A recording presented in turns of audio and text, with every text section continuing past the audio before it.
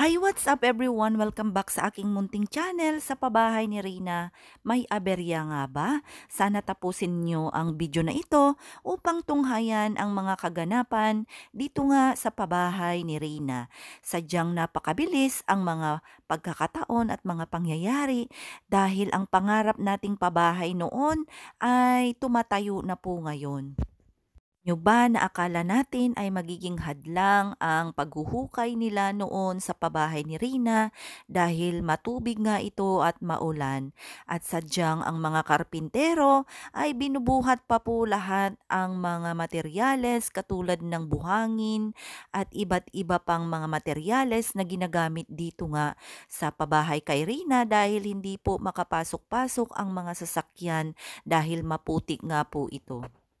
At heto na nga sa kabila ng lahat ng ating mga pinagdaanan, salamat sa Diyos at unti-unti na po at sadyang napakabilis nga po ang pagpapatayo ng pabahay ni Rina na ngayong araw ay pang 12 day pa lamang po ay makikita natin na ang mga pundasyon at lampas na po sila sa bintana at nasa beam na nga po sila ng pabahay ni Reyna.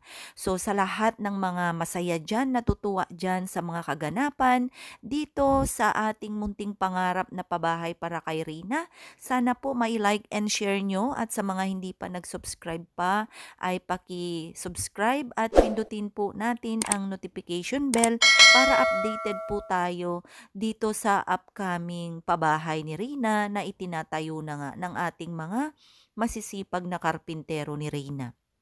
And of course, sana po ay patuloy niyong suportahan ang ating munting channel, ang Reyna's community at Team LMG at sa lahat po ng sumusuporta, solid supporters ni Reyna. Maraming salamat at naway antabayanan po natin ang mga darating pang updates dahil mayroon po tayong plano sa birthday ni Reyna at sa magiging ribbon cutting ng dalaga pagkatapos po ng kanyang pabahay.